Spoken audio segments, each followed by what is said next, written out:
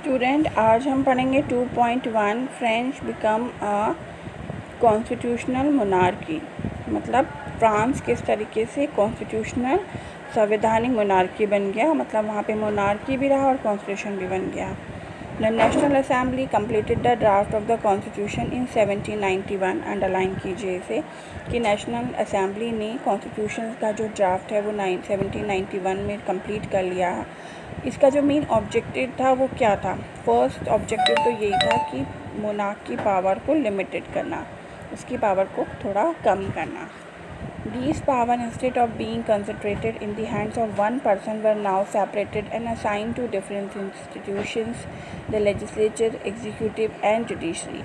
इसका जो main power था, फर्स्ट था कि मोनार्क, अगर आपसे पूछा जाए कि नेशनल असेंबली ने जो ड्राफ्ट कॉन्स्टिट्यूशन का बनाया उसमें फ़र्स्ट प्रायोरिटी दी गई कि मोनार्क की पावर को थोड़ा लिमिट कर दिया जाए, जो मेन पावर्स हैं वो एक के हाथ में ना रहकर उसे सेपरेट कर दिया जाए गवर्नमेंट के 3 इंस्टीट्यूशंस में।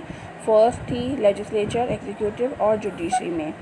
तो to made France a constitutional monarchy, इस तरीके से फ्रांस को एक कॉन्स्टिट्यूशनल मोनार्की बनाया गया। यानी किंग भी रहा लेकिन उसकी पावर को लिमिट कर दिया गया, इसलिए उसे मोनार्की भी कहते हैं।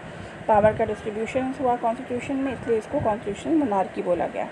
यहाँ पे फिगर 7 में पॉलिटिकल सिस्टम समझाया गया है। कॉन्स्टिट्यूशन जो 1791 में बना था उसके हिसाब से आप देखिए, इसमें 2 सिटीजन को 2 पार्ट में डिवाइडेड किया है, एक्टिव सिटीजन और पैसिव सिटीजन। एक्टिव सिटीजन वो थे जिन्हें वोट का राइट मिल गया था, ये लगभग 4 मिलियंस थे, 28 पॉपुलेशन में से 4 मिलियन ये थे। सेकंड जो है वो पैसिव सिटीजन जो थे वो उनको वोटिंग राइट नहीं था, वो 3 मिलियंस थे। और इसमें एक और बात ये थी कि इसमें वुमेन, चिल्ड्रन और यूथ जो बिलो 25 ईयर्स ऑफ एज थे वो वोट का राइट उन्हें नहीं मिला था। ठीक है। अब एक्टिव सिटीजन्स को वोट का राइट था, वो डायरेक्टली असेंबली को वोट नहीं कर सकते थे, वो इनडायरेक्टली उन्होंने किया। उन्होंने एक इलेक्ट्रॉल्स के मेंबर को वोट किया जिसमें 50,000 मैन थे। ये इलेक्ट्रॉल्स के जो मेंबर हैं वो नेशनल असेंबली को वोट करेंगे। तो इस तरीके से नेशनल असेंबली इनडायरेक्टली चुनी गई जिसमें 745 मेंबर थे। नेशनल असेंबली किंग की पावर को कंट्रोल कर सकती थी। नेशनल असेंबली कानून बनाती थी, इसलिए वो लेजिस्लेचर कहलाई। एग्जीक्यूटिव यानी जो फॉर्मुलेट करता है उसमें किंग है और मिनिस्टर्स हैं, अलग अलग एरिया में जो मिनिस्टर बने उनको कंट्रोल भी नेशनल असेंबली करेगी। किंग को वीटो का राइट मिला, यानी अगर किसी प्रपोजल पे वो एक्सेप्ट नहीं कर रहा है किसी बात को तो वीटो करके उसे उसको डिसमिस कर सकता है। और थर्ड, जुडिशरी फ्री रखी गई, जो एक्टिव सिटीजन थे उनको वोट का राइट था जज को चुनने का। तो ये पॉलिटिकल सिस्टम फ्रांस का बना। आप इस पिक्चर को देखेंगे और समझेंगे। The Constitution of 1791 vested the power to make law in the National Assembly, which was indirectly elected।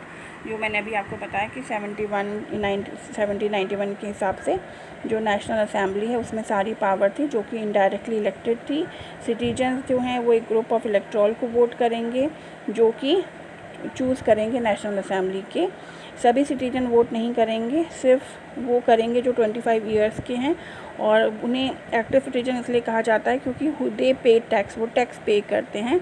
And equal to at least 3 days of labour wages were given to status of active citizen. और लगभग 3 दिन का जैसे labour को वो इस लायक हैं कि लेबर को वो पैसे देने लायक हैं, इस तरीके से उनको एक्टिव सिटीजन माना गया। बाकी जो रिमेनिंग मैन है और वुमेन है वो पैसिव सिटीजन थे जो कि वोट का राइट उन्हें नहीं मिला था। To qualify as an electoral and then as a member of assembly, a man had to belong to the highest bracket of taxpayer। अब ये क्वेश्चन होता है कि इलेक्ट्रॉल कौन चुने जाने थे? जो इलेक्ट्रॉल्स का इलेक्शन, मतलब इलेक्ट्रॉल जो पर्सन थे वो थे जो सबसे ज़्यादा टैक्स भरते थे फ्रांस में, वो इलेक्ट्रॉल बनने के कैपेबल थे। Constitution begin with the declaration of right of man citizen. जो कॉन्स्टिट्यूशन था उसने फ्रांस के मैन और सिटीजन्स का राइट को डिक्लेयर किया, जैसे कि right to life, freedom of speech, freedom of opinion, equality before law were establish as a natural और इनएलाइनेबल राइट। ये एक नेचुरल राइट कहलाए गए। That is they belong to each human being. क्योंकि ये जो राइट हैं ये हर ह्यूमन बींग को बिलोंग करते हैं जो जन्म लेता है और इनको छीना नहीं जा सकता। It was duty of the state to protect each citizen natural right.